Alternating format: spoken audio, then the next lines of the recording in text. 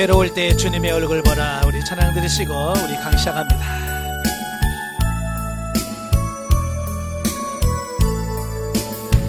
괴로울 때 주님의 얼굴 보라. 평화의 주님 바라보아라.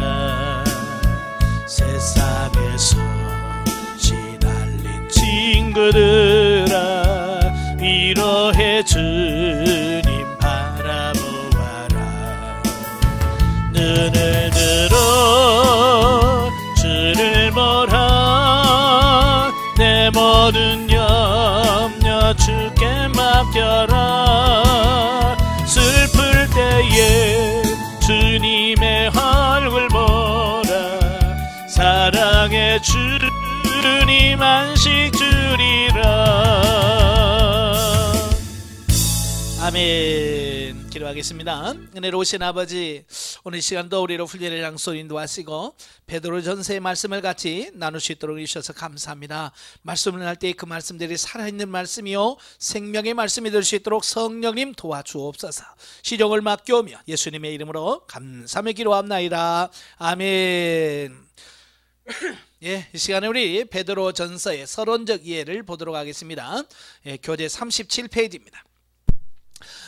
1 제목, 본서는 헬라어 원문에 표기된 페트루 알파라는 원 제목을 그대로 사용했습니다. 근데 저자의 이름을 베드로, 저자의 이름과 그 알파라고 하는 말은 순서, 첫 번째라고 하는 그 순서를 따라서 베드로 전서다라고 이름이 붙여졌고요.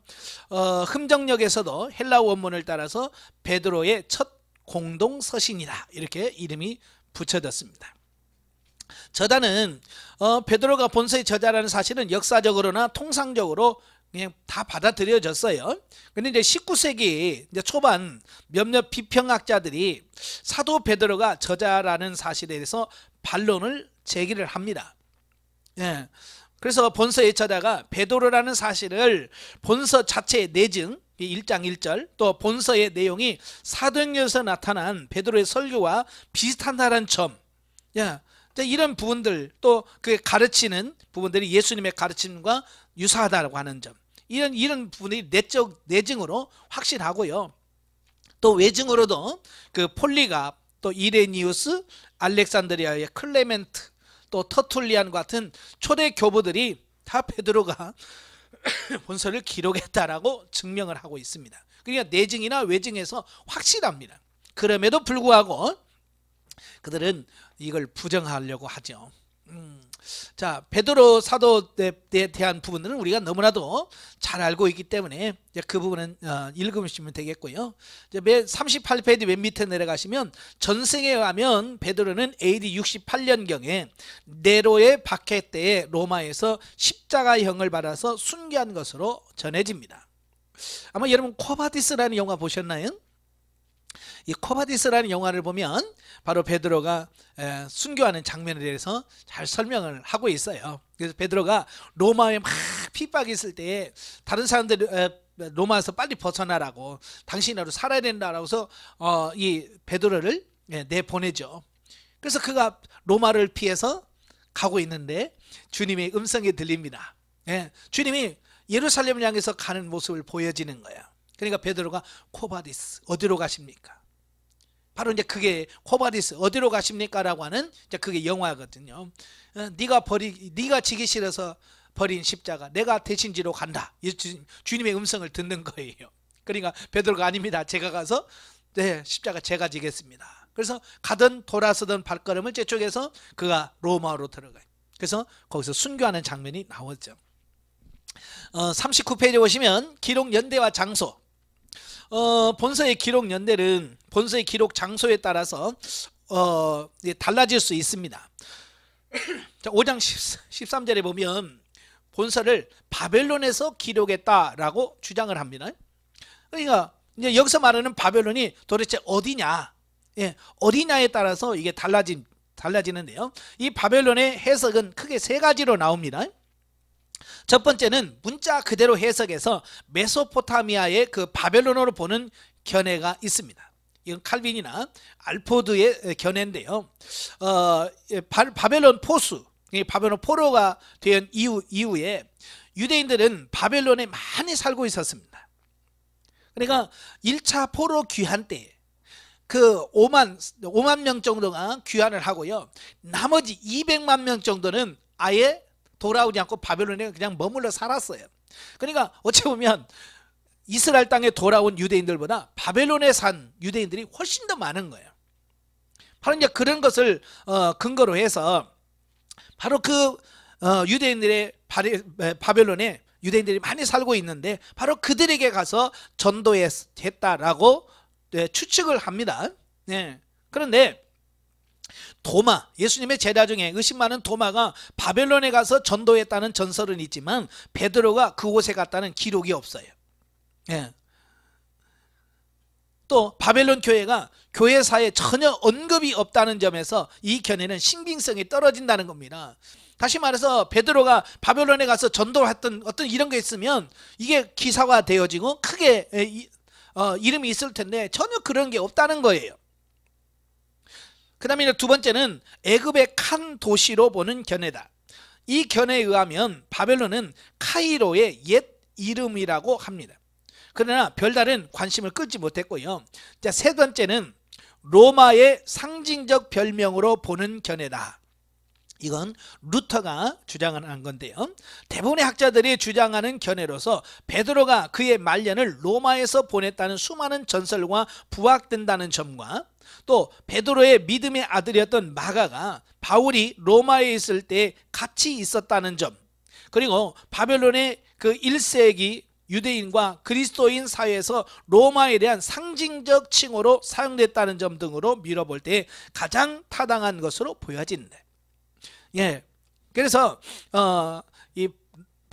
여기서 말하는 바벨론은 로마를 상징하는 그런 말일 것이다 라고 이제 해석을 합니다. 따라서 기록 장소가 로마라는 전통적인 견해에 근거하여 그 연대를 추정해 보면 베드로가 AD 42년경에 로마에서 복음을 전했다고 하는 전승이 있기는 합니다. 그러나 사실 그렇다 하더라도 그때는 그곳에서 오래 지체하지 않았을 것이 분명하다. 왜냐하면 그 시기는 주로 팔레스틴 주변에서 활동하였기 때문이다. 그리고 그 무렵에 이미 소아시아 지역에 베드로에 의해 세워진 교회들이 있었다고 보기는 어렵다. 사도행전의 기록을 보면 베드로는 초기에 때 예루살렘을 중심으로만 복음을 전했어요. 밖에 안 나갔어. 이방인들에게 복음을 전하지 않지요. 그죠? 그러다가 사도행전 10장에 보면 그 두루마리 내려오는 그 환상을 통해서 또 골리앗의 집에 가서 복음을 전하는 어떤 그런 일련의 사건을 통해서 이제 이방인에게 복음을 전하게 되는 어떤 이런 부분이 생겨지는 거예요. 그러니까 베드로는 그 이방인에 전도하는데 상당히 좀 늦어요. 예. 그래서 베드로가 로마에 가서 장기 체류한 것은 단 한 번, 바울의 1차 투옥 중이거나 혹은 그 이후인 AD 62년에서 64년경부터 AD 68년 순교 직전까지의 기간인 뿐이다. 그때에 본서와 베드로후서를 기록했음이 분명한데 본서는 AD 64년 그 네로의 기독교 박해가 막 개시될 무렵에 베드로후서는 베드로가 순교하기 얼마 전인 AD 68년경에 기록한 것으로 추정을 할 수 있다라고 하는 거예요. 그러면 기록 동기와 배경. 자, 본서는 사도 베드로가요 소아시아 지역의 본도, 갈라디아, 갑바도기아, 아시아와 비두니아의 교회들에게 보낸 공동서신이며 회람서신인데요.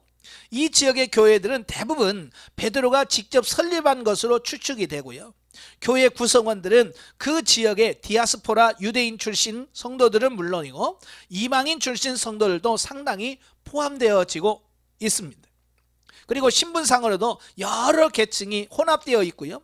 특별히 노예 출신 성도들도 상당히 포함되어 있는 것으로 추정을 할 수 있어요.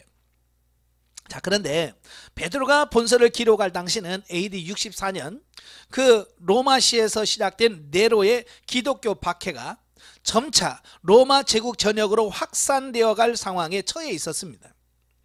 뿐만 아니라 소아시아 지역의 교회들은 비록 주로 산발적이고 개인적이긴 했었지만 이미 상당할 정도의 박해를 이방인들로부터 받고 있었습니다.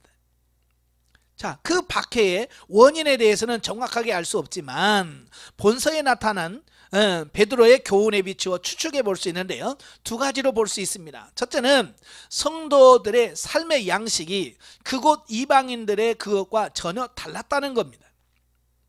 그러니까 예수 믿는 사람의 삶이 예수 안 믿는 사람의 삶과 너무 달랐다고 하는 거예요. 그래서 베드로는 그 소아시아 지역 성도들이 과거 저들이 섬겼던 우상을 버리고 세상 연락과 음란, 정욕 등을 떠나고 또 그와 같은 행위를 일삼는 친구들과 관계를 단절해 버렸다는 이유로 당시 온갖 비방과 핍박을 받고 있었다고 하는 것을 본서 여러 곳에서 암시해 주고 있습니다. 그러니까 옛날에는, 그러니까 예수 믿기 전에는 같이 친구였고 같이 먹고 같이 이름 술 먹고 막 이랬단 말이에요. 근데 예수 믿고 나서 자기들 쑥 떠나서 예수 믿는 신앙생활을 한단 말이에요. 그러니까 불신자들의 입장에서는 뭐라고 생각하겠어요? 예? 저희 배신자 그러잖아요, 그죠? 예? 얼마 전까지 같이 술 마시고 막 그랬는데 이제는 교회 다니다고 술도 안 마셔. 그럼 배신자라고 생각한다 그 말이에요. 예? 그래서 따돌리고, 자, 그런 거죠. 마찬가지로 그때 당시 예수 믿는 사람의 삶이 예수 믿기 전의 삶에서 완전히 돌이켜서 정말 하나님만 섬기니까 거기에 대한 뭐라고 배신감이라고 할까요? 미움, 이런 것들이 싹이 터서 그 교회를 핍박하게 되어지는 이 부분들을 보게 되죠. 친구들도 그러면 그렇잖아요. 같이 맨날 술 먹고 그러다가 나 교회 다녀, 나 오늘 술 안 먹어. 그러면 친구들이 아유 너 잘했다 그래요? 물론 그런 친구도 있긴 하지만 예? 네가 언제부터 술 안 먹었다고 그러면서 얼마나 구박합니까, 그죠? 예? 두 번째는 구약시대에서 신약시대로 갓 이전된 과도기라서 아직 성도들의 신앙과 관련된 많은 문제들에 대하여 신학적 정립이 제대로 이루어지지 않고 있던 당시 소아시아 교인들이 정부와 신분상의 또 상전인 이방인들과의 관계에 있어서 많은 갈등을 일으키게 되었다라고 하는 사실입니다. 그러니까 외부적인 핍박은 외적인 문제라면 교회 내적인 문제도 많았다는 거예요. 예. 그러니까 교회가 완전히 이제 구약에서 신약시대로 넘어가 버리면 괜찮은데 이 과도기란 말이에요. 과도기. 교회도 그래요. 지금도 교회도 이 개척교회에서 이제 막 성장해서 중형교회로 넘어가려고 할 때 정말 많은 문제가 생기거든요. 예. 그런데 이때 당시는 그 정도가 아니잖아요. 그죠? 이제 구약시대, 신약시대로 막 넘어가다 보니까 뭐 이게 신학적으로 정립된 것도 없고 조직도 완전히 완성된 것도 아니고, 그러면서 교회와 정부와의 갈등이 심화됩니다. 쉽게 말해서 세금 문제라든지 어떤 이런 부분들이 많잖아요. 그런 부분에서 갈등을 겪을 수밖에 없는 거예요. 지금도 뭐 세금을 내야 되냐 말아야 되냐 가지고 지금도 갈등이 많은데 이때 당시도 마찬가지예요. 또 교회 안에는 상전과 노예가 같이 신앙생활하는 속에서 또 이게 또 이런 관계가 또 악화되는 이런 문제가 생긴 거예요. 그래서 사도 베드로는 그리스도인이라는 이유로 부당하게 받는 당시의 여러 가지 고난뿐만 아니라 로마시에서 시행된 네로의 기독교 대박해와 같은 극한 고난이 언제 소아시아 지역에 밀어닥칠지 모르는 위기 상황에 처해 소아시아의 성도들을 위로하고 격려하기 위해서 본서를 집필하게 된 것이다 라고 하는 겁니다. 그러니까 로마시는 이미 박해가 시작이 됐어요. 네로가 64년부터 이 소아시아는 로마에서 멀리 떨어져 있잖아요. 멀리 떨어져 있지만 이제 언제 그 영향이 거기까지 미칠지는 금방 미칠 것 같거든요. 그래서 미리 편지를 써서 보내서 그들로 하여금 이런 고난이 왔을 때 어떻게 대처할 것인가를 전해주려고 했다는 거죠. 이를 위하여 베드로는 본서에서 그리스도의 구속의 은혜로 말미암는 구원 교리를 다시 한번 상기시킴으로써 성도의 믿음을 견고히 하고 또 그리스도께서 의인으로서 불의한 자를 대신하여 받으신 그 고통의 십자가 고난을 상기시키면서 이를 본받아 고난을 인내하며 끝까지 성결한 삶과 선행 및 성도 간의 형제 사랑을 실천할 것을 권면하고 있다라고 하는 거예요. 또한 베드로는 비단 초대교회 당시의 성도들 뿐만 아니라 비록 그 양상은 다르지만 종말이 가까울수록 더욱 자주 여러 형태의 고난에 직면하게 되는 현대의 성도들에게도 위로와 권면을 주고자 동일한 동기하에서 본서를 기록했다라고 하는 겁니다. 이런 동기로 기록된 본서신을 소망의 서신 또는 격려의 서신이다라고 제목이 별칭이 붙어 있습니다. 5번 베드로전서의 특징을 보면 첫째, 교리에 대한 다양한 언급이 나타납니다. 본서는 비록 짧은 내용의 책이지만 삼위일체 하나님의 구원사역, 또 창조, 기독, 기독론, 또 구원론, 교회론, 종말론 등 같은 다양한 교리적인 부분을 다루고 있습니다. 왜냐하면 많은 고난을 받는데 그 고난을 통과하기 위해서는 뭐가 필요하냐? 확실한 자기가 믿는 교리가 있어야 된다는 거예요. 오늘날도 마찬가지예요.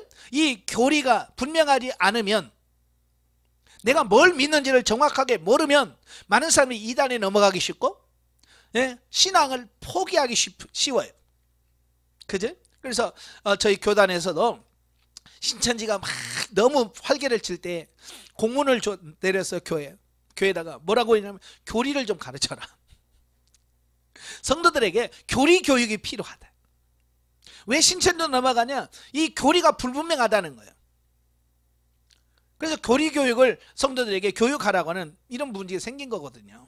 내가 예수를 왜 믿어야 되는지, 그렇죠? 이게 확실하면 신천지가 아무리 와서 뭐라고 해도 그 아니지 라고 그걸 막을 수 있다는 거예요. 자, 그 다음에 두 번째, 소망의 서신이다. 본서는 박해를 당하고 있는 소아시아 지역의 성도들에게 고난을 믿음으로 인내할 때 주어지는 천국 영광의 상급에 대해서 언급함으로써 위로와 소망을 주고 있다. 그러니까 그때 당시 박해로 정말로 어려울 때에 그들에게 끝까지 견디면 하나님께서 반드시 상을 줄 거다라고 하는 소망을 주고 있다. 그 다음에 세 번째, 구약 예언이 다른 서신서에 비하여 많이 언급되어지고 있어요. 이는 본서의 저자가 유대인인 사도인 베드로이기 때문에 갖는 특징이다. 베드로는 본서에서 구약 예언을 인용함에 있어서 구약 예언이 예수 그리스도에 의하여 온전히 성취되었다는 사실을 강조하고 있을 뿐만 아니라 구약 말씀을 매우 적절하게 인용하여 자신의 강조점을 드러내고 있고요. 또한 구약의 진리들을 그리스도 안에서 새롭게 재해석을 해주고 있다라고 하는 겁니다. 그러니까 베드로도 유대인들이고 주로 대상자들이 누구예요? 흩어져 있는 유대인들이거든요. 그러니까 유대인들은 누구나 다 구약 성경을 너무너무 잘 알고 있잖아요. 그죠? 그러니까 그들이 잘 알고 있는 구약을 인용해서 하나님의 말씀을 전하고 있다라고 하는 겁니다. 네 번째로 저자는 회화적인 표현법을 사용함으로써 전하고자 하는 교훈들을 더욱 선명하게 드러냅니다.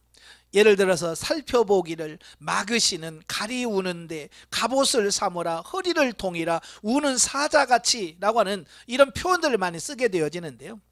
이건 베드로 전후서 전체에 걸쳐 신약의 다른 책에서는 볼 수 없는 단어가 119가지가 나옵니다. 그 중에 상당 부분이 회화적인 단어들이라고 할 수 있습니다. 그러니까 이 회화적인 그 단어 속에서 던지고자 하는 메시지를 깨닫도록 하는 표현법이지요. 그러니까 그냥 마귀를 조심해라, 그게 아니라 우는 사자와 같은 이런 게 표현하면 어때요? 훨씬 더 그 전하고자 하는, 받아들이는 사람의 입장에서 확 이해하게 되죠. 그죠? 그래서 이런 표현들, 이해하기 쉽고 받아들이기 쉬운 이런 표현법을 사용해서 말씀을 전하더라는 거예요. 그 다음에 다섯 번째, 다른 서신서들과 현저한 공통점이 많다는 겁니다. 혹자는 신약 서신서에서 다른 주제들의 절반가량이 본서에서 반영되고 있다고 하기도 합니다. 그 중에 특히 본서는 로마서와 에베소서 그리고 야고보서와 많은 유사점을 지니고 있다라고 하는 겁니다. 여섯 번째, 그리스도의 말씀과 교훈에 대한 언급이 자주 등장한다. 베드로는 성도들에게 교훈함에 있어서 주의 말씀을 자주 인용하는데요, 이는 형식적인 인용이 아닌 본서의 뼈대를 이루고 있다 해도 과언이 아닐 정도로 핵심적인 교훈에 인용하고 있습니다. 또한 본서의 언어와 사상의 많은 부분에 있어서 주님의 그것들과 일치하는데, 이는 베드로가 3년 동안 주님과 함께 지닌 예수님의 12제자 중 수제자라는 것을 생각할 때 자연스러운 것이다 라고 하는 겁니다. 그죠? 3년 반 동안 예수님 곁에서 늘 보고 배웠기 때문에 그 예수님의 가르침을 대해서 누구보다도 잘 알고 있었기 때문에 이런 부분들을 이 말씀 속에 잘 녹여서 표현하고 있다라고 하는 거예요. 자, 44페이지로 가시면 신학적 이름입니다. 자, 베드로전서의 기독론 그리스도를 보면 크게 두 가지예요. 첫째는 고난 받으시는 그리스도. 자, 예수님께서는요 전혀 죄를 범치 않으시고요 그 입에 괴사도 없으셨어요. 그러나 세상 사람들에게서 욕을 받으시고 채찍에 맞으시고 끝내는 십자가에 달려서 죽음을 당하셨어요. 이렇게 예수님께서 고난을 받으신 것은 당신이 무능해서거나 또는 다른 누군가가 억울하게 강요해서가 아니라 당신이 수차례 직접 언급하신 바와 같이 택한 우리 죄인들을 대속하시게 하여 자진해서 받으셨다라는 사실이에요. 그러니까 예수님이 힘이 없어서 고난당하는 게 아니에요. 예수님이 베드로가 말고의 귀를 잘라버렸잖아요. 그죠? 칼로. 그러니까 예수님께서 그 베드로의 말고의 그 귀를 고쳐주면서 칼을 든 자는 칼로 망한다라고 말씀하셨어요. 야, 내가 지금 힘이 없어서 끌려가는 게 아니에요. 나는 지금 12영이 더 되는 천군 천사가 있어. 나는 그들을 불러서 이들을 멸할 수도 있어. 그러나 그렇게 되면 아버지의 뜻이 어떻게 되겠냐. 아버지의 뜻을 이루기 위해서 나는 힘이 없어서 끌려가는 게 아니라 하나님의 구속의 뜻, 하나님의 뜻을 이루기 위해서 내가 지금 끌려가는 거야 라고 자진해서 끌려가는 겁니다. 그러니까 사람들이 와서 막 누구를 찾는 거야. 그러니까 예수님이 누구 찾냐? 그러니까 나사렛 예수다. 그러니까 나다 그러잖아요. 그렇잖아요. 이거 뭐예요? 자발적으로 자기 자신을 고난 속에 들여놓으시는 바로 이런 부분들을 보여주고 있죠. 이것은 오늘날 고난을 당하는 우리 성도들의 자세, 어떠해야 되는가, 이걸 보여주고 있어요. 오늘 많은 사람들은 고난이 오면 막 도망가려고 그래요. 피하려고 그래요. 그죠? 목사님들도 개척하라고 하면 나는 아니라고 그래요. 왜? 고난 받는 그 힘든다고 그걸 피하려고 하는 거 아니겠습니까? 그죠? 근데 예수님은 고난을 피하지 않아요. 누구를 찾느냐? 나선 예수를 찾느라 나다. 고난에 대해서 당당하셔야 돼요. 아시겠죠? 힘드는 분에 당당하게 우리가 그 고난을 맞이할 수 있어야 돼요. 그리고 당신이 주신 구속의 복음을 믿고 구원받은 성도들이 당신이 다시 재림하사 천국 영광에 들어가게 하실 세상 끝날까지 이 세상에서 그 삶의 소망을 두지 아니하고 천국에 두며 이 세상에서 받는 어떤 고난이라도 능히 당신을 본받아 인내로 극복하며 성결한 삶을 살도록 하기 위한 것이다. 그래서 예수는 아무든지 나를 따라오려거든 자기를 부인하고 날마다 제 십자가를 지고 나를 쫓을 것이니라 라고 말씀하셨습니다. 현대교회 문제점이 뭐라고 그래? 복 받는 건 좋아해. 그죠? 그래서 복 받아라 그러면 좋아해요. 그러나 고난을 받아라 그러면 다 싫어요. 그래서 목회자들이 설교할 때 고난에 대한 설교 안 합니다. 복에 대해서 설교합니다. 그럼 성도들이 좋아하거든요. 근데 문제는 뭐냐? 고난이 왔을 때 아무도 통과하려고 하지 않는다는 거예요. 가을에 낙엽이 떨어지고 후수수 떨어져 버려요. 힘들면 교회에 문제가 생기면 왜? 그들은 고난을 받으려고 하지 않고 복만 받으려고 했기 때문에 그렇다라고 하는 겁니다.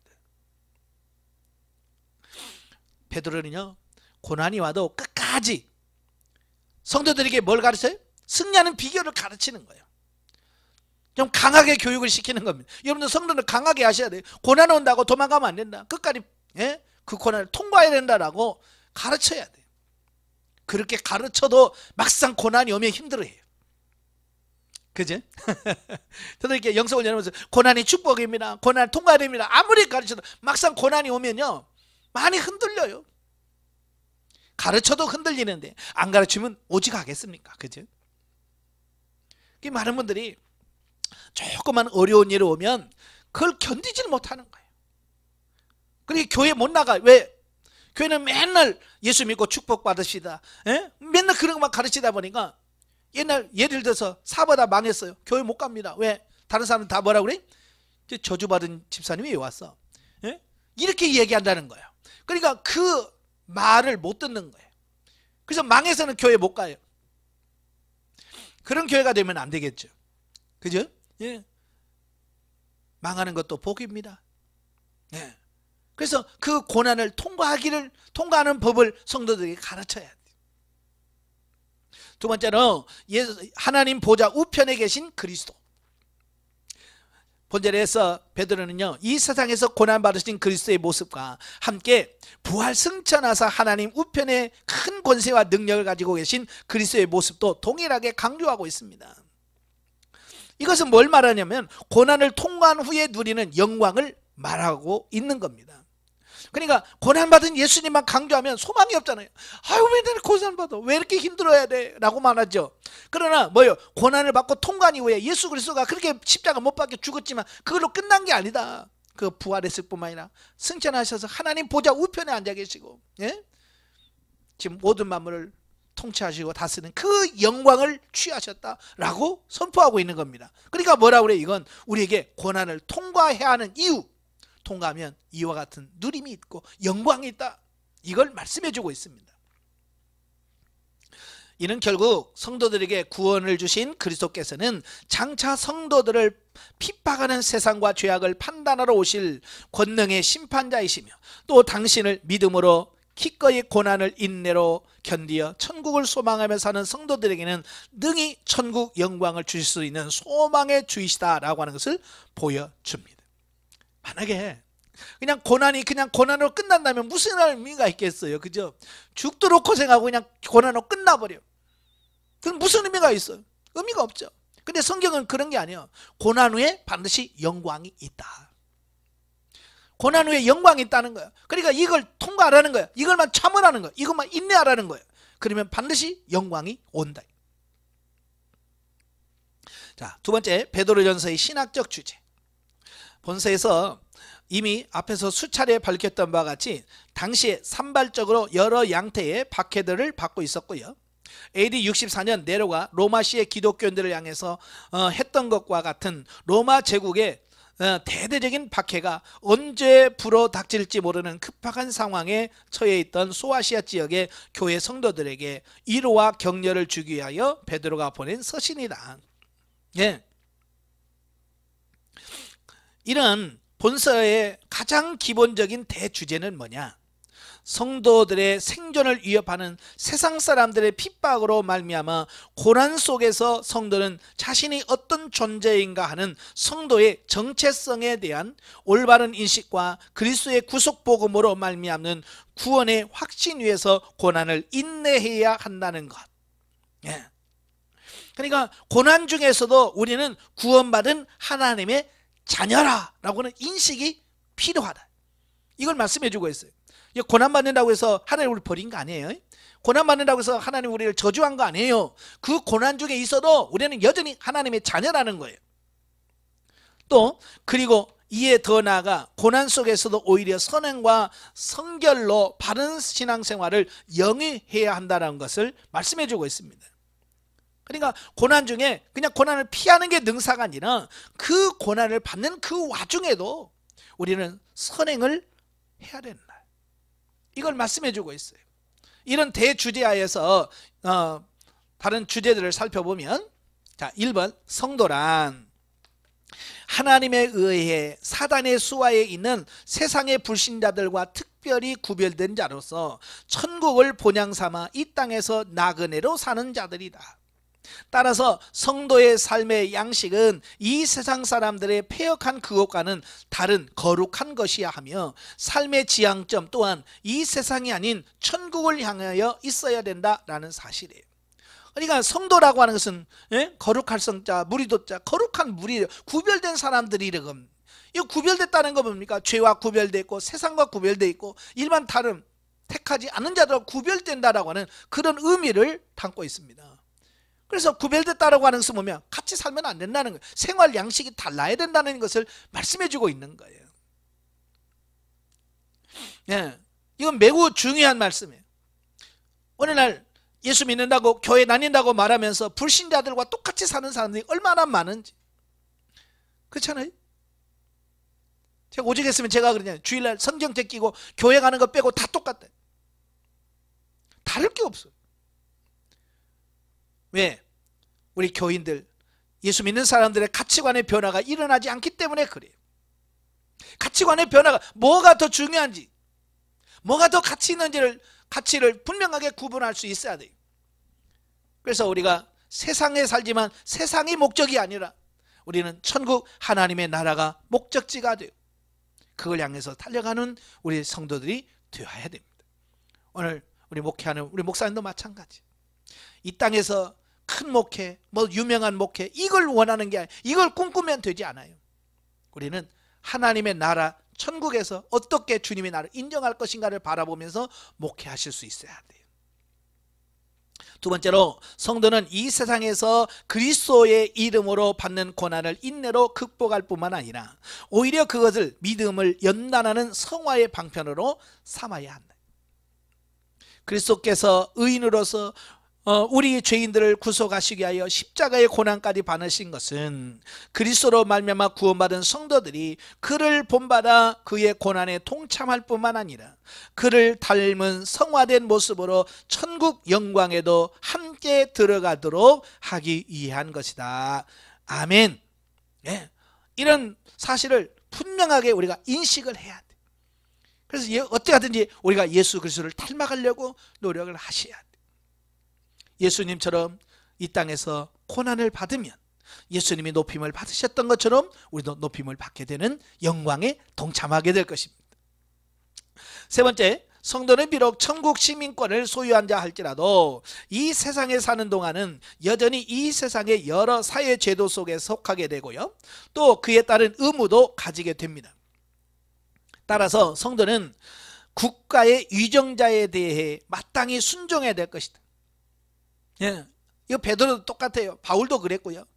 예, 우리가 세상에 살면 우리도 지금 대한민국이라고 하는 시민권을 갖고 있잖아요. 그죠? 대한민국 국민으로서 우리가 마땅히 해야 될 이런 부분을 우리가 감당해야 돼.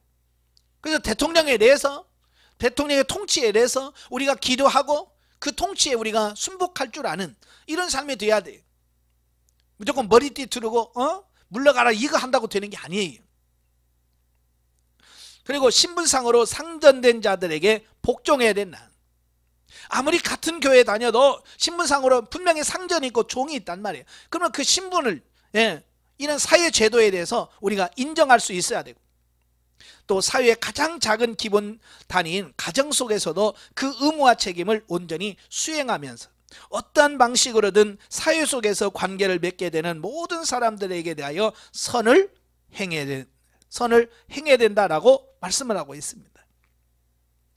다시 말해서 성도는 세상에서 주어진 자신의 의무를 다하는 자가 되어야 된다. 예. 많은 사람들이 이걸 못하니까 욕을 먹는 겁니다. 저도 참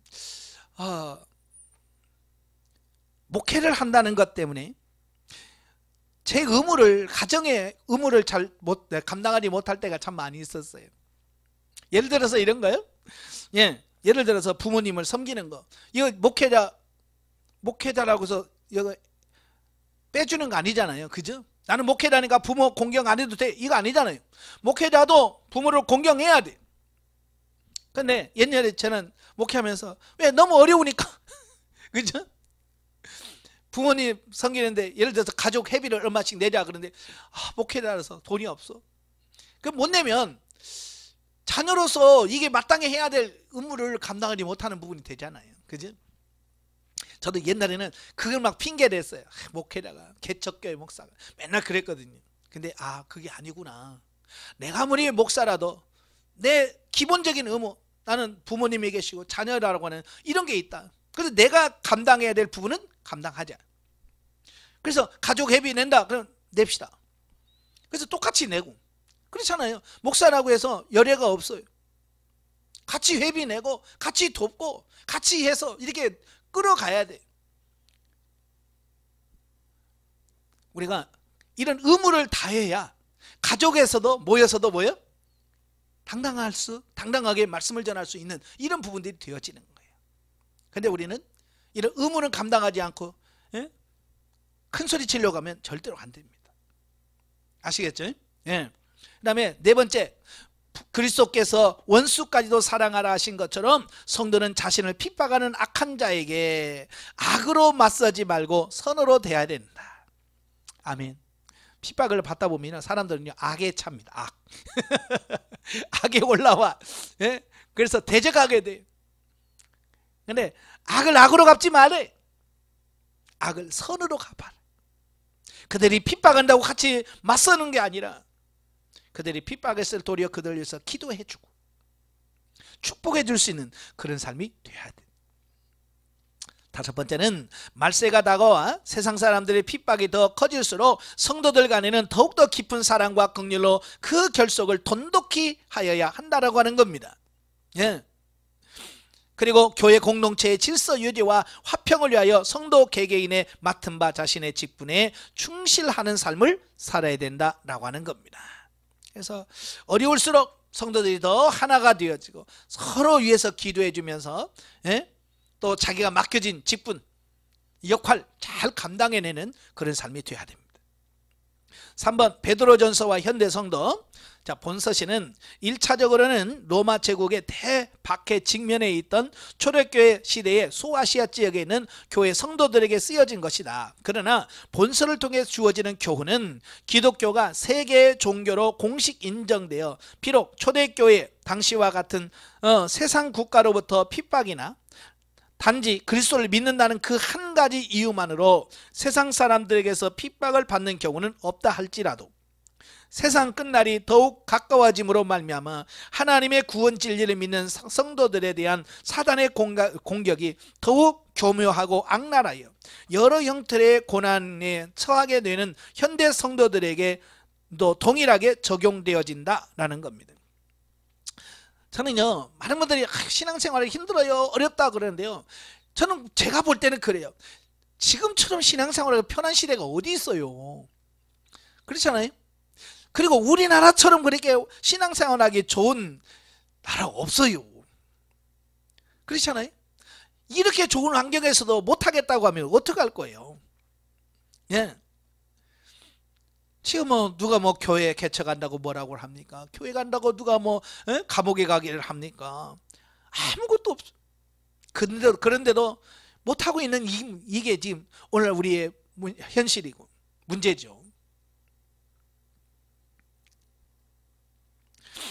실로 말세가 가까워오는 이때에 사단은 우는 사자와 같이 두루 다니며 삼킬 자를 찾고 있는 것이다. 이에 본서가 현대 성도들에게 주고자 하는 교훈을 찾아보면, 첫째, 우리는 우리 자신이 성도라는 사실을 단순히 지적으로 알고 있는 것에 머물러서는 안 된다. 우리는 마땅히 세상 사람들과 구별되는 거룩한 삶의 실천을 통해서 자신이 하나님의 백성된 성도임을 하나님과 사람들 앞에 나타내 보이지 않으면 안 된다. 예, 나는 성도야 말로만 하지 말고 실제적으로 다른 사람을 우리를 봤을 때도 야, 저 사람은 정말로 구별된 사람이구나, 우리와 정말 차원이 다른 사람이네 라고 인정할 만큼 우리의 삶에서 변화된 삶이 나와야 된다, 그 얘기예요. 왜 세상 사람들이 교회를 무시합니까? 예, 그들이 봤을 때, 믿지 않는 자들이 봤을 때 그들이나 교회나 별반 차이가 없다는 거예요. 니나 나나 똑같은데 라고 하는 차별이 없기 때문에 그들이 교회를 무시하는 거예요. 확실하게 구별된 삶을 사셔야 돼. 그러면 감히 그들이 우리에게 말 못합니다. 두 번째로, 우리가 현 세상 속에서 선을 행하였음에도 불구하고 억울하게 받는 각양의 고난으로 인하여 낙망하거나 좌절해서는 안 된다. 오히려 자신이 세상 사람들과는 다른 거룩한 삶을 살기 때문에 고난을 받는다는 사실을 깨닫고 기뻐하며 고난 속에서 더욱 선을 행하기에 힘쓰며 성결한 삶을 살도록 노력해야 할 것이다. 아멘. 우리가요 어지간한 착한 일 하면 세상이 알아주지 않습니다. 그죠? 예. 그냥 알아주지 않는다고 우리가 원망하고 낙심할 필요 없어요. 속상할 필요도 없어요. 왜? 하나님은 다 아시고 다 보고 계시니까. 그래서 우리는 세상 사람들에게 인정받으려고 하지 마세요. 교회가 어지간한 착한 일에도 마땅히 해야 될 줄 알아. 그들은 심지어는 당연히 해야 되는 걸 이러는다고 말이에요. 예. 그렇다고 해서 우리가 낙심할 필요 없어요. 안 알아준다고? 주님은 다 보시고 계시니까. 세 번째, 우리는 간혹 신앙을 핑계로 사회생활이나 가정생활에 있어 책임과 의무를 제대로 수행하지 않고 있는 점은 없는지를 살펴봐야 된다. 아까도 말씀드렸죠. 이건 중요한 문제예요. 내가 목회한다고 가정 등한히 하고, 예? 가정을 엉망으로 만들면 안 됩니다. 신앙을 핑계 삼으면 안 돼요. 목회를 핑계 삼으면 안 됩니다. 네 번째, 신앙생활 중에 어떤 사람이 자신에게 이유도 없이 해를 끼치거나 괴롭힌다고 하여 자신도 그와 동일하게 악한 방법으로 그를 대하여 있지는 않는지 살펴보아야 됩니다. 오히려 우리는 주변에 그런 사람들에게 더욱 선으로 대함으로써 그러한 우리의 모습을 보고 오히려 그가 하나님께 영광을 돌릴 수 있게 해야 된다라고 하는 겁니다. 악을 악으로 갚으면 안 돼요. 우리가 차 운전하다 보면 보복운전이라는 게 있잖아요. 그죠? 네가 했어? 그럼 나도 해줄게. 이게 이제 보복운전이거든요. 우리가 이제 보복운전하면 안 돼요. 아시겠죠? 삶에서도 어떤 보복을 하면 안 되고요. 도리어 그들에게 선을 베풀 수 있는, 욕한다고 같이 욕하면 똑같은 사람 되는 거예요. 그렇잖아요? 네.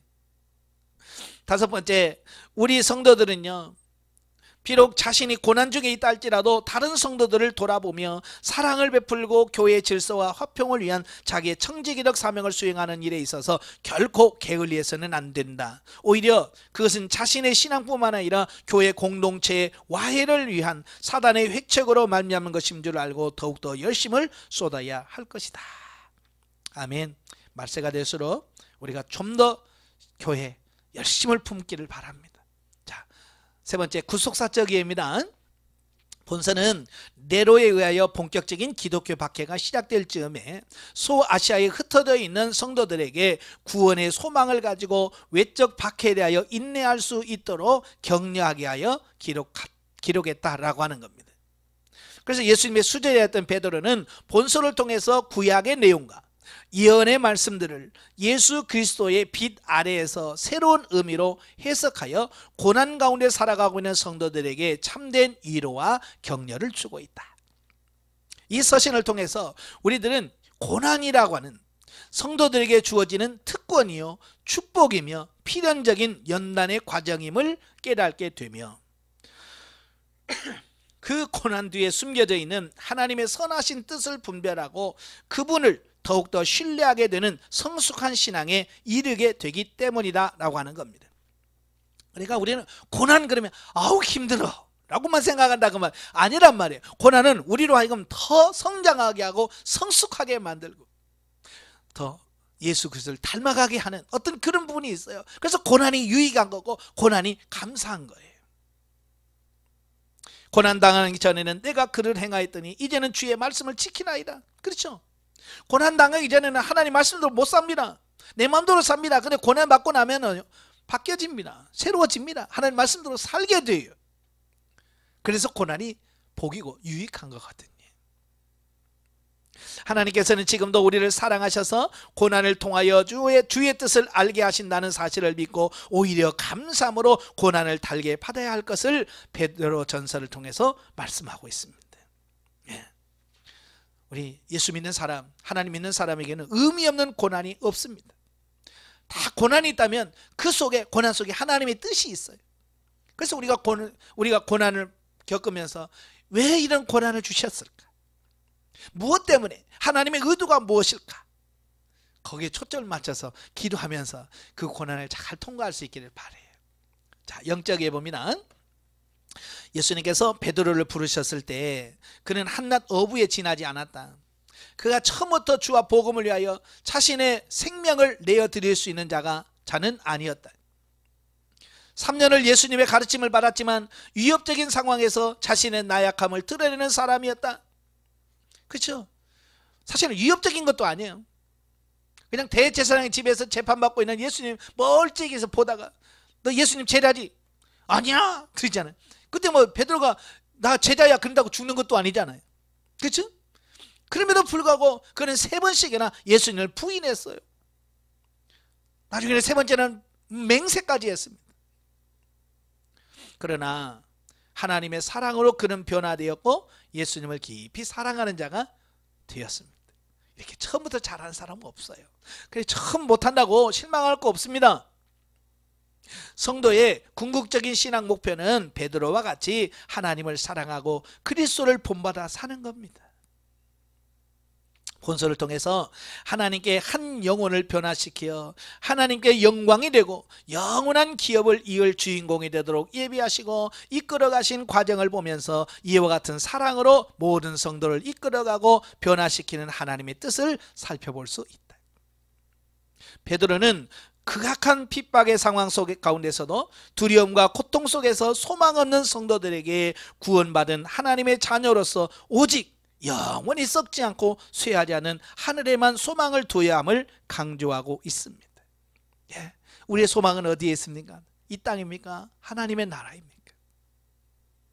오늘날 우리의 삶이 그 당시와 같이 위태로운 상황이 아니지만 매 순간의 삶이 육신의 정욕과 세상을 따라 살 때 되돌이킬 수 없는 사망의 길임을 인식하고 늘 깨어 있어야 함을 상기시키고 있다. 다시 말해서 오늘날 성도가 이 세대를 사는 태도는 세상의 영화는 들풀과 같이 곧 시들어버릴 한시적이라는 것, 또한 헛된 영화를 쫓아 우리의 생각과 마음이 원하는 바를 따라 사는 삶이 영적인 긴박한 상황에 있음을 인식하고 하나님이 보장하신 신령한 삶을 살아야 할 것을 가르쳐주고 있다라고 하는 겁니다.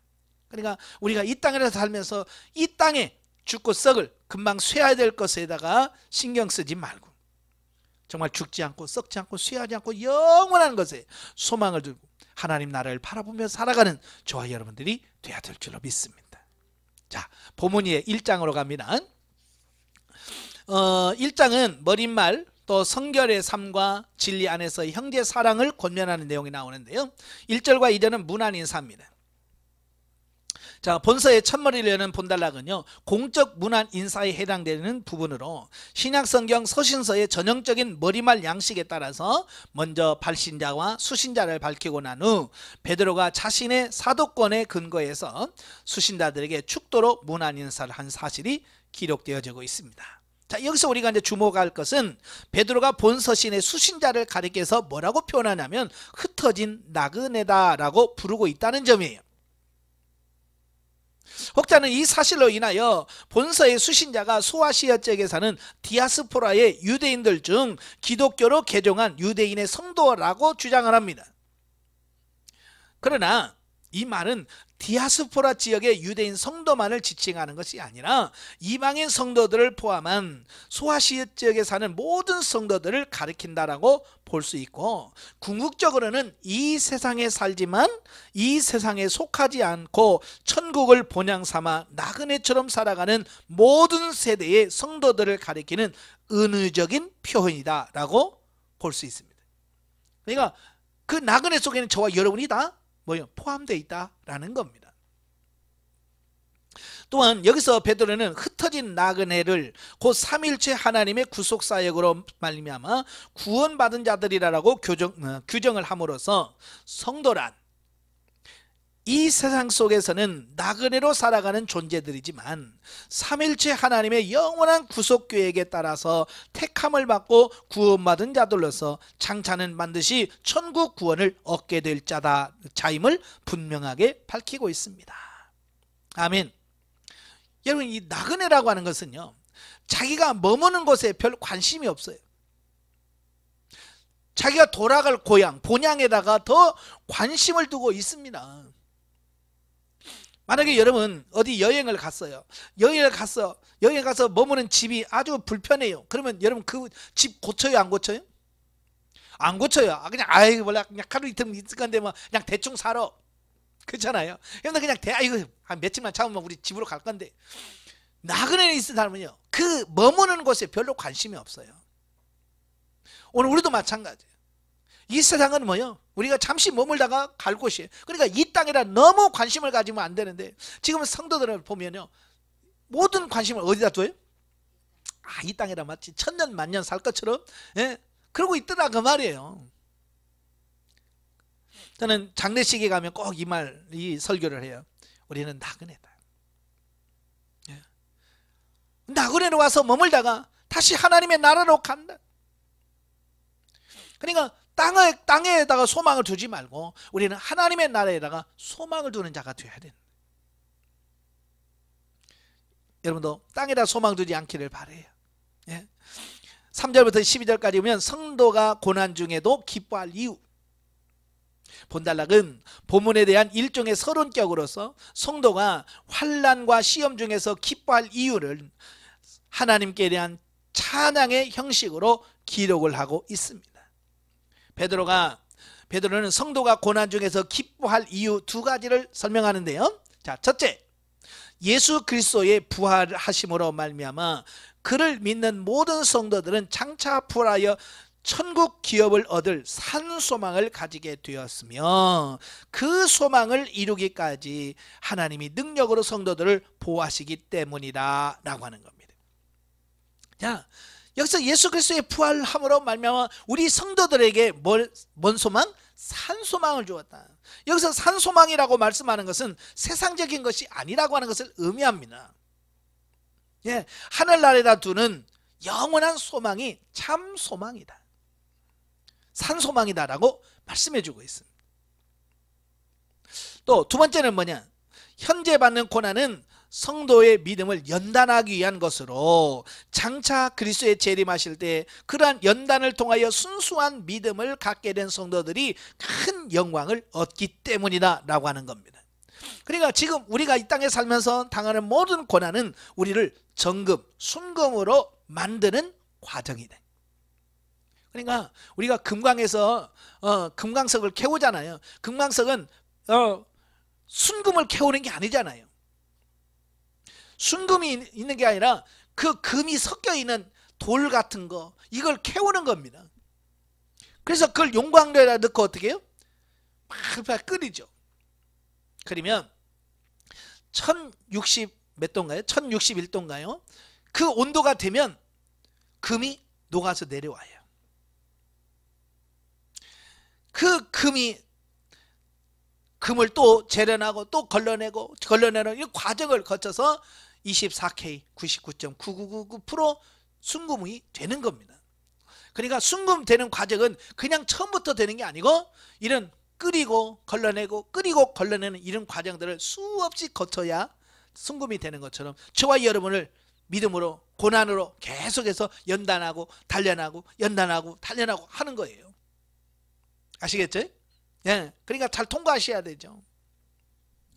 이어서 베드로는 시험과 환난 중에 있는 성도가 어떻게 천국 구원을 확신할 수 있는가를 논하면서 그들이 과거에 본 적도 없는 예수를 현재 사랑하고 있다는 것, 또 아직까지 예수님께서 재림하지 않으셨으므로 눈으로 보지 못하였으면서도 예수를 믿고 있다는 것이 바로 그러한 천국 구원의 확신의 근거이며, 이러한 확신을 가진 자는 그 믿음대로 반드시 천국 구원을 얻게 될 것이라고 하는 것을 말씀해 주고 있습니다.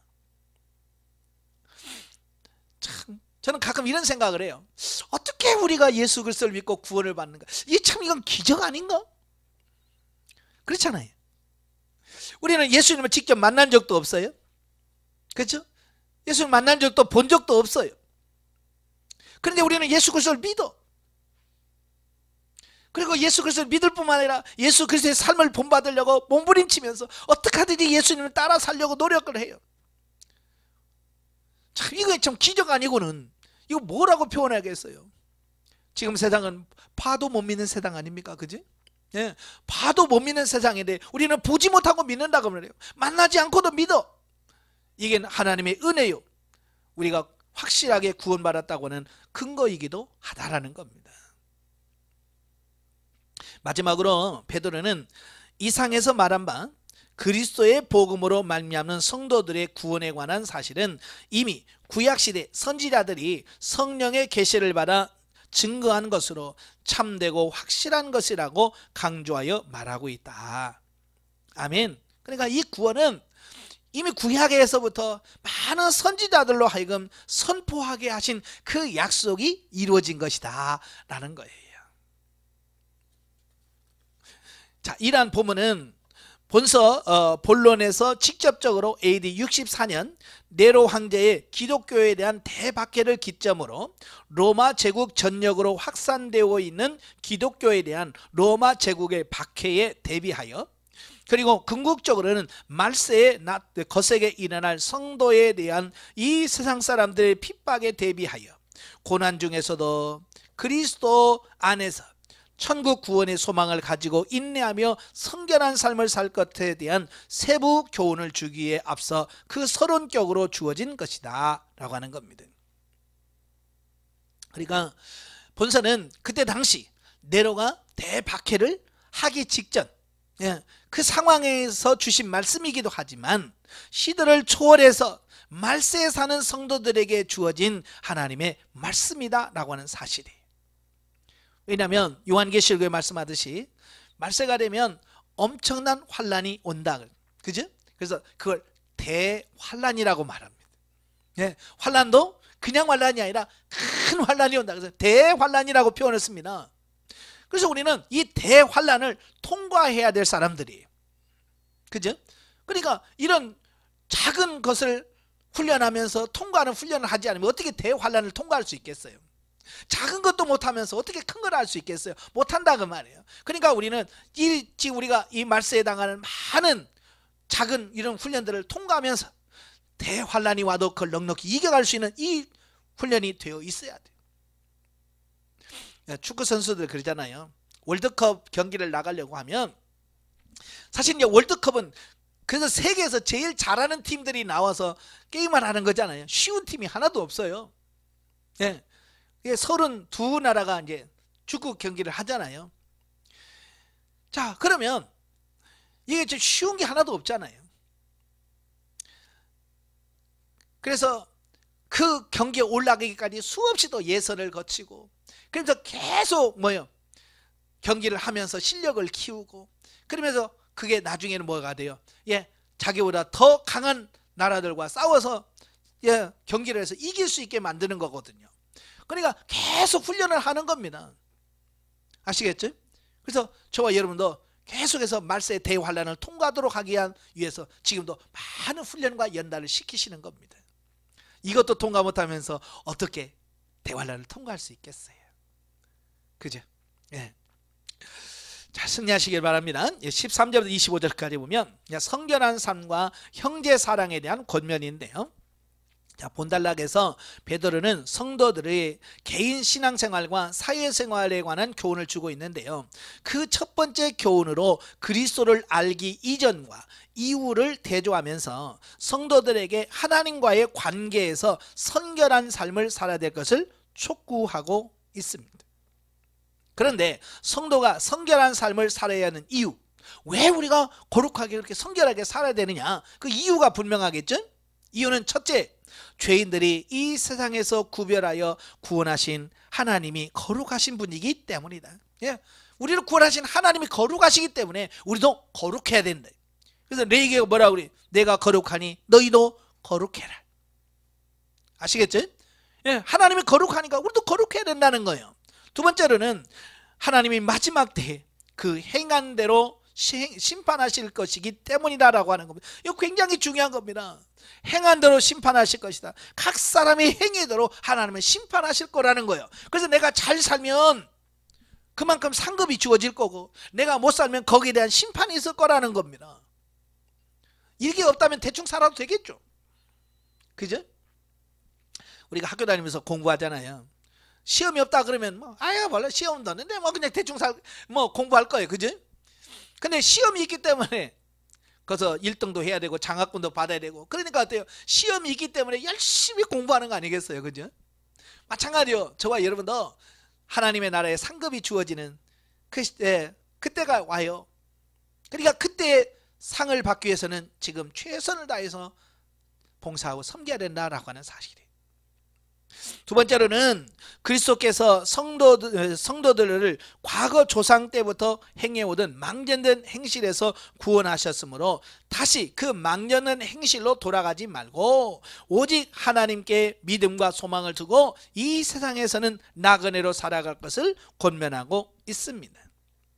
여기서 베드로는 성도들은 이 세상 속에서 고난 중에 나그네와 같이 살아가는 존재들이지만 그럼에도 불구하고 그러한 고난에 굴복하여 세상과 타협하고 죄악된 옛 생활로 돌아가는 것이 아니라 세상 사람들과 구별된 거룩한 삶으로 천국 소망을 향해 나아가는 나그네로 살 것을 촉구하고 있습니다.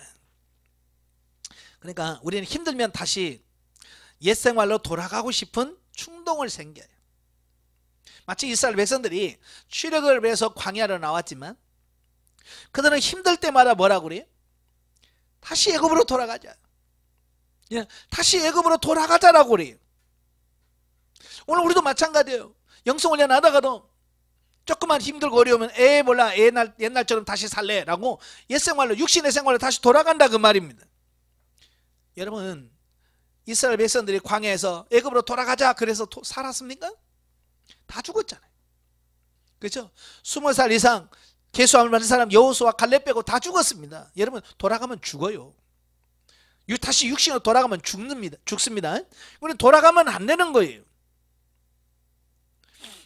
그래서 우리는 살기 위해서 사는 게 아니라 우리는 죽고자 해야 돼. 예수님 그래요. 죽고자 하는 살고 살고자 하는 자는 죽는 것이다. 그래서 우리가 죽을 각오하고 그냥 죽고자 해서 죽으세요. 그냥 죽으면 삽니다. 아시겠죠? 안 죽으려고 하니까 지금 우리가 이렇게 힘든 거잖아요. 끝으로 베드로는 모든 성도들에게 그리스도 안에서 한 형제로서 함께 그리스도의 복음의 진리에 순종하며 거짓 없는 사랑으로 서로 뜨겁게 교제할 것을 권면하고 있습니다. 여러분, 형제 사랑은 신약이나 구약 성경의 핵심 메시지입니다. 그죠? 구약에서도 이웃을 사랑하고 형제를 사랑하라고 말씀합니다. 그럼 왜 베드로 사도가 왜 형제 사랑을 더 강조할까? 그것은 이 말세가 가까울수록 사랑하기가 힘들어진다는 거예요. 세상이 각박해져요. 사랑하기가 어려워요. 사랑이 식어진다는 겁니다. 그래서 우리가 사랑이 식어지지 않도록 우리가 끊임없이 사랑을 어떻게 해야 돼요? 해야 되는 거예요. 아시겠죠? 그래서 말세가 되면 사랑이 식어지지 않도록 뜨겁게 사랑하고 교제를 해야 됩니다. 자, 여기서 베드로는 모든 성도는 오직 예수 그리스도의 복음의 진리에 순종할 때만이 참 형제가 될 수 있음을 특별히 강조하고 있다. 즉, 성도 간의 참 교제는 오직 하나님 말씀 안에서만 이루어질 수 있다는 것이다. 또한 베드로가 성도 간의 뜨거운 사랑의 교제를 강조하고 있는 것은 성도는 이 세상에서 함께 나그네된 자로서 사랑으로 세상의 모든 고난들을 극복하고 천국의 소망을 이루기 위해 나아가지 않으면 안 됨을 보여준다. 아멘. 세상에서는 그냥 대충 하는 척만 해도 돼. 흉내만 내도 됩니다. 그러나 그것은 참된 사랑이 될 수가 없지요. 참된 사랑은 뭐야? 우리의 영 안에서부터 흘러나와서 진리 하나님의 말씀을 따라서 사랑하는 것이 진짜 사랑입니다. 그래서 이 시대는요, 마지막 시대는 정말 사랑이 없으면 승리할 수가 없습니다. 그래서 무엇보다도 하나님 내 안에 그리스도의 사랑으로 채워주세요 라고 기도하셔야 이 마지막 때에 사랑할 수가 있습니다. 성도들 보세요. 참 사랑받을 짓 하는 성도도 있지만 대부분의 성도들이 사랑받을 짓을 안 해요. 어찌면 그렇게 미운 짓만 골라서 하는지. 그렇잖아요? 우리 애들 키워보면 3살 4살 들어가면 어찌 그렇게 미운 짓만 골라서 하는지 몰라요. 이게 하지 말란 짓만 꼭 하잖아요. 하지 마 그러면 꼭 하고 있잖아요. 참 저도 안양에서 목회할 때 야 이거 건들지 마 그러면 꼭 커서 건들어. 이거 뜯지 마 그러면 뜯지 말라는 것만 골라서 뜯어. 참 그러면 그냥 미워 죽겠네. 왜 하지 말란 짓만 골라서 얼마나 미워. 그건 뭐냐, 결국 나로 하여금 더 사랑할 수 있는 사람으로 만드시기 위해서 그런 훈련의 과정을 거치시는 거거든요. 그래서 아이고 미운 짓만 골라서 해가 아니라 아이고 주여 나는 아직도 저를 사랑하지 못하고 있군요. 사랑 없음을, 내가 그를 사랑하지 못함을 회개하면서 사랑할 수 있게 해달라고 기도하는 사람으로 바뀌어야 돼요. 자, 영적에 보면 신령한 성도는 외적으로는 성령의 은사를 충만히 받아 성령의 인도하심을 받고, 내적으로는 성령의 열매를 맺음으로 신령한 집이 건축이 되어 하나님이 기뻐하실 만한 신령한 제사를 드리는 삶을 살아야 한다. 그래서 이건 뭐 은사만 많다고 신령한 성도가 되는 게 아니에요. 외적으로는 은사도 받고요, 충만하셔야죠. 내적으로는 성령의 열매를 맺으셔야 돼요. 근데 내적 외적으로 완벽한 조화를 이뤄야 신령한 성도가 되는 겁니다. 구약시대의 제사장의 직분은 지성소에 들어가서 백성들의 죄를 대신 회개하고 제사를 드리고 하나님의 뜻을 백성들에게 전하는 역할을 했다. 그러나 신약시대는 예수 그리스도의 이름으로 하나님께 담대히 나아갈 수 있는 제사장의 직분을 가지게 되었으므로 성도의 신령한 전이 건축되므로 신분에 맞는 거룩한 제사장의 삶을 살 수 있게 된다. 아멘. 구약에서는 아론의 후손들만이 제사장이 될 수 있었어요. 그러나 지금은 만인 제사장이에요. 예수를 믿고 거듭나고 중생하면 이제 모두가 다 제사장이라는 신분으로 바뀌어지는 겁니다. 이제 저도 제사장이고 여러분도 제사장이고 여러분의 교회 성도들도 다 누구요? 제사장들이에요. 그래서 제사장으로서의 걸맞는 삶을 살아가는 삶이 되셔야 되는 거예요. 그래서 하나님의 백성들의 죄를 회개하고 중보하며 하나님의 뜻을 따라 온전히 전하는 전령자로서의 거룩한 삶으로 우리 자신을 가꾸어 나아가야 할 것이다. 아멘. 그러니까 제사장이면 감당할 수 있는 제사장이 되어야 해야죠. 그냥 말로만 제사장이래, 그래서 제사장의 삶을 살지 못하면 세상 사람들로부터 비웃음을 당하고 손가락질을 당해요. 그래서 저와 여러분들이 제사장으로서 갖춰야 될 충분한 자격, 영적인 자질과 육적인 모든 자질을 다 갖추어서 하나님께로 인정받고 사람들에게도 인정받는 그런 목회자가 다 되시기를 주님을 축원합니다. 기도하겠습니다. 은혜로우신 아버지, 오늘 베드로전서를 보면서 참 그때 당시 힘들고 어려운 상황 속에서 고난을 넉넉히 이기라고 말씀하고 있습니다. 오늘 우리는 이 말세를 살면서 대환란을 앞두고 있습니다. 이와 같은 때 우리가 정신을 차리고 근신하여 끼어서 고난을 통과할 수 있는 믿음을 갖고 승리할 수 있도록 저희들을 도와주옵소서. 하나님 이 모양 저 모양으로 훈련해 가시고 연단해 가고 계십니다. 그 하나님의 훈련을 잘 통과할 수 있는 우리 모두가 되어지게 하옵소서. 예수님의 이름으로 감사하며 기도합나이다. 아멘. 하나님께 드립니다.